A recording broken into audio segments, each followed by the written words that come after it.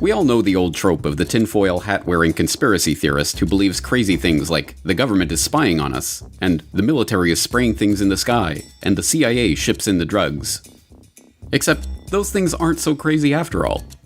As it turns out, many of the old conspiracy theorist fantasies are actually true. Here are 5 examples of things that were once derided as zany conspiracy paranoia, and are now accepted as mundane historical fact. Number 1. The CIA ships in the drugs.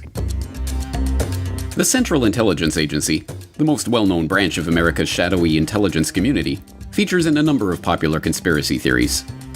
One of the theories about the CIA's dirty dealings that has been around for decades is that the agency helps bring illegal drugs into the United States. But this isn't just a theory.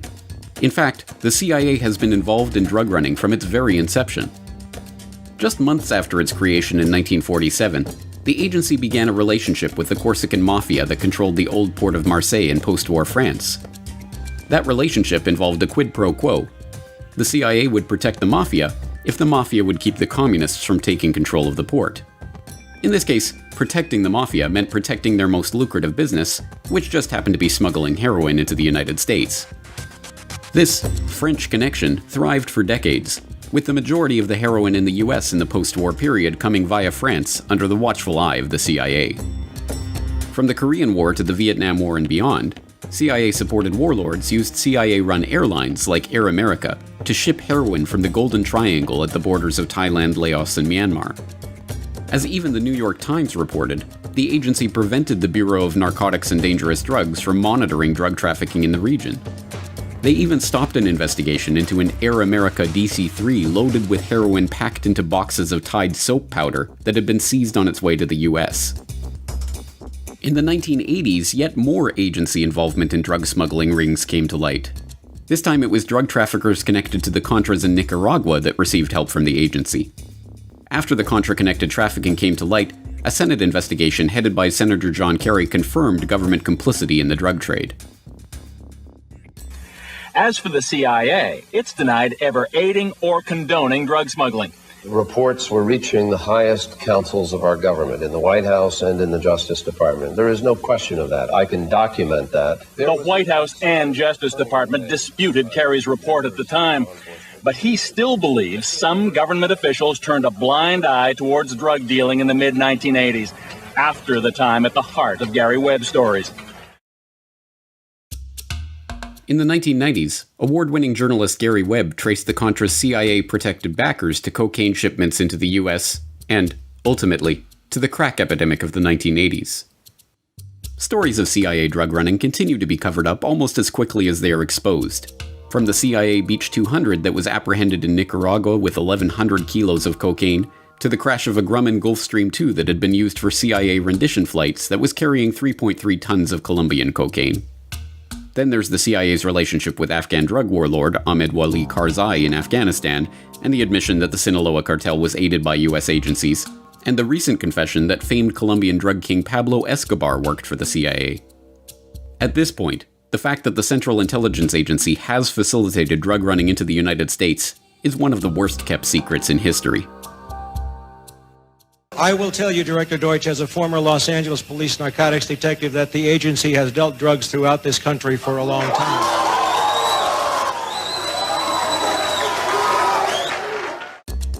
Number 2. The government is spraying us from the skies. It is incumbent on everyone who wishes to remain in the respectable, polite circles of society that they deride all chemtrail theorists as kooky fringe-nut wingbats, or whatever the ad hominem du jour is. I mean, who could actually believe that the government would ever coordinate a program to spray toxic chemicals on unwitting citizens? Except, of course, for the pesky little fact that the US government has done precisely that. Repeatedly, in fact. Like in the San Francisco Bay Area in 1950.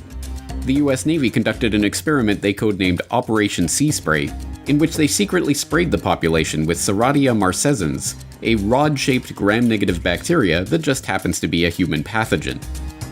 And what did the Navy hope to accomplish with this experiment? Why, to determine the susceptibility of a big city like San Francisco to a bioweapon attack by terrorists, of course. And what did they actually accomplish? The death of at least one person and the hospitalization of many others. Which, I suppose, answers the experimenter's question, doesn't it? Are San Franciscans susceptible to a bioweapon attack by terrorists? Well, yes, evidently. Assuming by the word terrorist you mean the US Navy. So surely this type of thing was just a one-off. They never tried something like this before or since, right? Right? Oh, of course they did. Like in 1953, when the US Army secretly dumped a carcinogen on unknowing Canadians in Winnipeg and Alberta as part of a Cold War weapons test. In fact, in 1977, the US Army confirmed that they conducted 239 germ warfare tests in open air between 1949 and 1969, using the public as human guinea pigs in New York, San Francisco, Key West, and numerous other cities. But don't worry, everyone. I'm sure the government wouldn't be doing anything like this to the unaware masses today. That's just crazy talk. KSLA News 12 discovered chemtrails are even mentioned by name in the initial draft of House Bill 2977 back in 2001 under the Space Preservation Act. But the military denies any such program exists. Jeff Farrell, KSLA News 12 reporting. And, it turns out until 9 years ago, the government had the right under U.S. law to conduct secret testing on the American public under specific conditions. Only a public outcry repealed part of that law, with some exceptions. Number 3. Governments stage terror attacks. Over the last decade, internet conspiracy analysts have brought the term false flag to the public consciousness. In naval warfare, a false flag refers to an attack where a vessel flies a flag other than their true battle flag before engaging their enemy. It is a trick, designed to deceive the enemy about the true nature and origin of an attack, and it has been used over and over by government after government for hundreds of years in order to motivate their people for war. In the 1780s, Swedish King Gustav III, looking to start a war with Russia in order to shore up his own domestic political power, dressed some of his own troops in Russian military uniforms and ordered them to attack a Swedish outpost on the Russian border. The ruse worked, and the Swedes, outraged at this supposedly Russian attack, gave the king the authority to launch a defensive war. In 1931, the Japanese were looking for a pretext to invade Manchuria. On September 18th of that year, a lieutenant in the Imperial Japanese Army detonated a small amount of TNT along a Japanese-owned railway in the Manchurian city of Mukden.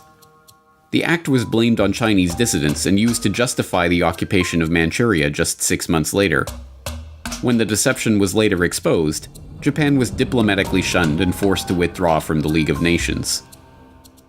In 1954, the Israelis hired a number of Egyptian Jews to plant bombs in American and British cinemas, libraries, and other civilian targets to be blamed on the Muslim Brotherhood or other malcontents. The plan, known as the Lavon Affair, was part of an effort to convince the British to retain their military presence in the occupied Suez Canal zone. Several bombings took place, but the British were ultimately forced out after Nasser nationalized the canal in 1956. In August 1964, the USS Maddox, a US destroyer on patrol in the Gulf of Tonkin, believed it had come under attack from North Vietnamese Navy torpedo boats, engaging in evasive action and returning fire. The incident led to the Gulf of Tonkin resolution authorizing President Johnson to begin open warfare in Vietnam. It was later admitted that no attack had occurred, and in 2005 it was revealed that the NSA had manipulated their information to make it look like an attack had taken place. In June 1967, the Israelis attacked the USS Liberty, a US Navy technical research ship conducting maneuvers off the coast of Egypt. The ship was strafed relentlessly for hours in an attempt to blame the attack on Egypt and draw the Americans into the Six-Day War, but amazingly the crew managed to keep the ship afloat. In 2007, newly released NSA intercepts confirmed that the Israelis knew they were attacking an American ship, not an Egyptian ship, as their cover story has maintained. In the fall of 1999, a wave of bloody apartment bombings swept through Russian cities, killing 293 people and causing widespread panic. Although blamed on Chechen terrorists, later that month FSB agents were caught planting the exact same type of bombs as in the other blasts. The government claimed that the FSB bomb was part of a security exercise, but the terror hysteria of the apartment bombings were used to justify Russian aggression in Chechnya and win public approval for a full-scale war. Russian troops entered Chechnya the next month. In 2001, attacks in New York and Washington were blamed on al-Qaeda as a pretext for invading Afghanistan. In the months leading up to the event, American negotiators had warned Afghanistan's Taliban that they were interested in securing right-of-way for proposed pipeline projects, and the US would achieve this with either a carpet of gold or a carpet of bombs. The Bush administration's first major national security directive, NSPD-9, a full-scale battle plan for the invasion of Afghanistan, including command and control, air and ground forces, and logistics, was drafted and sitting on the president's desk to be signed off on September 4th, 2001, 7 days before the 9/11 attacks. The invasion proceeded as planned in October. Naturally, mainstream commentators have to pretend that false flags and staged terror incidents are ludicrous flights of fancy that have no historical precedent. Unless they're talking about one of their enemies, like Russia staging a false flag incident. Then it's perfectly acceptable. Number 4. The CIA ran mind control experiments on unwitting Americans. Ever hear the theory that the government abducted people against their will and experimented on them to study mind control techniques and mind-altering chemicals? Well, it isn't a theory, it's a documented fact. The US government did run just such a program, dubbed Project MKUltra, and it was exposed in the 1970s. Or, at least parts of it were. What we don't know about Project MKUltra and its affiliated sub-projects could probably fill several warehouses with books, but what we do know is voluminous and scary enough. The formerly top-secret program was as horrific as any dystopian fantasy ever devised, and is now openly acknowledged and documented. Even the Wikipedia article on the subject admits that the project was completely illegal, employed unwitting test subjects, and attempted to manipulate people's mental states and alter brain functions through the surreptitious administration of drugs, especially LSD and other chemicals, hypnosis, sensory deprivation, isolation, verbal and sexual abuse, and other forms of torture. Some aspects of the MKUltra nightmare are relatively well known by now. One series of experiments, presided over by Sidney Gottlieb, involved administering LSD to unwitting Americans, including mental patients, prisoners, drug addicts, and prostitutes. This included Operation Midnight Climax, in which unsuspecting men were drugged and lured to CIA safe houses by prostitutes on the CIA payroll. Their sexual activity was monitored behind one-way mirrors and used to study the effect of sexual blackmail and the use of mind-altering substances in field operations. Another experiment, dubbed MKUltra Subproject 68, was overseen by the esteemed psychiatrist Dr. Ewan Cameron. This subproject involved Dr. Cameron using LSD, paralytic drugs, electroshock therapy, and drug-induced comas to attempt to wipe patients' memories and reprogram their psyche. When brought to light, the program was identified as an attempt to refine methods of medical torture for the purpose of extracting information from unwilling sources, and condemned. Lawsuits regarding the blatantly illegal experimentation conducted by Cameron continue to this day. Yet despite CIA assurances that the program was scrapped in 1973, would the CIA ever lie to us? Documentary evidence continues to emerge that the program was far more extensive and horrific than the public was ever told.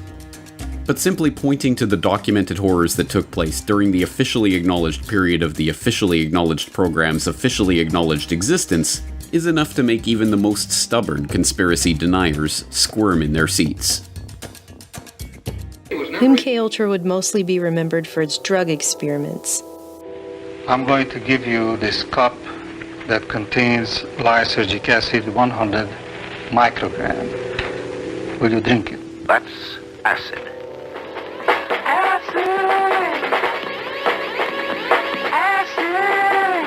Characterized by hallucinations, illusions, distortions of perception and thinking.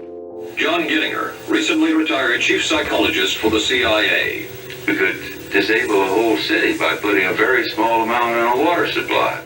Everything from prostitution studies to poisons to top secret weapons like the heart attack gun grabbed headlines with sensational accounts of the CIA's sketchy techniques. Have you brought with you some of those devices which would have enabled the CIA to use this poison for, we have indeed, for killing people?